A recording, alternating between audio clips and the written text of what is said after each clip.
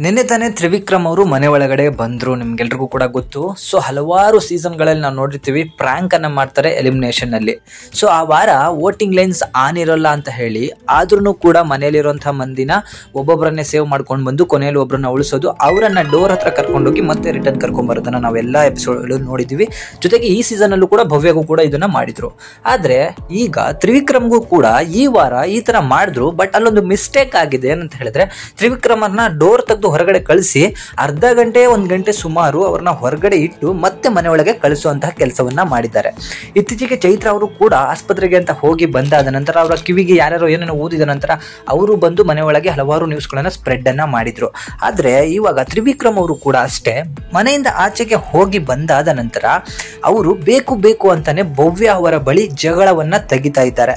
ನಿನ್ನೆ ಎಪಿಸೋಡ್ ಅನ್ನ ನೀವು ಅಬ್ಸರ್ವ್ ಮಾಡಿ ನೋಡಿದ್ರೆ ನಿಮಗೆ ಗೊತ್ತಾಗುತ್ತೆ. ಕಾಲ್ ಕೆರ್ಕೊಂಡು ತ್ರಿವಿಕ್ರಮ್ ಅವರು ಭವ್ಯ ಅವರ ಬಳಿ ಹೋಗಿ ಜಗಳ ಮಾಡ್ತಾರೆ. ಅಡ್ನಾಡಿ ಅಂತಾನು ಕೂಡ ಹೇಳಿದ್ದಾರೆ.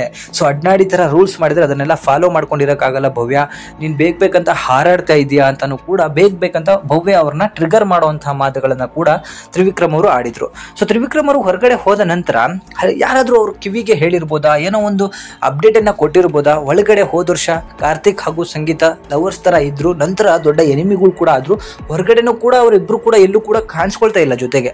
ಆ ರೀತಿ ಆಗ್ಬಿಟ್ಟು ಕಾರ್ತಿಕ್ ಅವರು ಗೆದ್ದು ಬಿಟ್ರೇನೋ ಅಂತ ಹೇಳಿ ಯಾರೋ ಒಬ್ರು ಹೇಳಿದ ಹಿಂಟ್ ಅನ್ನು ತಗೊಂಡು ಬಂದು ತ್ರಿವಿಕ್ರಮ್ ಅವರು ಈಗ ಮನೆ ಒಳಗೆ ಬಂದಾದ ನಂತರ ಭವ್ಯ ಅವ್ರ ಜೊತೆಗೆ ಅಷ್ಟು ಕ್ಲೋಸ್ ಆಗಿದ್ರು. ಭವ್ಯ ಅವ್ರನ್ನ ಎಲ್ಲೂ ಕೂಡ ಬಿಟ್ಕೊಡದೆ ಇರೋ ತ್ರಿವಿಕ್ರಮ್ ಬೇಕು ಅಂತ ಹೇಳಿ ಭವ್ಯ ಅವರು ಕ್ಯಾಪ್ಟನ್ ಆಗಿರೋ ವೀಕ್ ಅಲ್ಲಿ ಬೇಕು ಅಂತ ಹೇಳಿ ಮಲ್ಕೋತಾರೆ.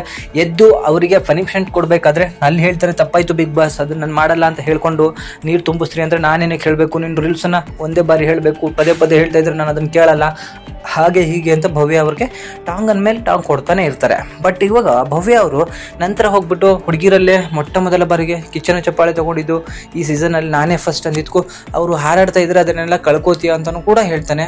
ಅದಕ್ಕೂ ಕೂಡ ಅವನು ಖುಷಿ ಪಡೋದಿಲ್ಲ. ಭವ್ಯ ಅವರಿಗೆ ಅದರಲ್ಲೂ ಮಾತನ್ನ ಹೇಳ್ತಾನೆ, ನೀನು ಹಾರಾಡ್ತಾ ಇದ್ರೆ ಎಲ್ಲಾನು ಕಳ್ಕೋತಿ ಅಂತ ಹೇಳಿ. ಸೊ ನಾನೆಲ್ಲಿ ಹಾರಾಡ್ದೆ ಹಾಗೆ ಹೀಗೆ ಅನ್ಬೇಕಾರೆ ಇಬ್ರು ರಾಂಗ್ ಆಗ್ತಾರೆ. ಸೊ ಏನೋ ಕೂಗಾಡ್ತಿದ್ಯಾ ನೀನು ಹಿಂಗೆ ಅಂತ ಹೇಳಿ. ಸೊ ಇಬ್ರು ಇಷ್ಟು ಚೆನ್ನಾಗಿದ್ದಂತಹ ಜೋಡಿ ಈಗ ಕಿತ್ತಾಡ್ತಿರೋದು ನೋಡಿದ್ರೆ ವಿಕ್ಕಿ ಅವರು ಬೇಕು ಅಂತಾನೆ ಭವ್ಯ ಅವರನ್ನ ತಮ್ಮ ಆಪೋಸಿಟ್ ಮಾಡ್ಕೋಬೇಕು ಅಂತಾನೆ ಮಾಡ್ತಿದ್ದಾರೇನೋ ಅಂತ ಹೇಳಿ ನಮ್ಮ ಅನಿಸಿಕೆ. ನಿಮ್ಮ ಅನಿಸಿಕೆನ ಕಮೆಂಟ್ ಮಾಡಿ ತಿಳಿಸಿ.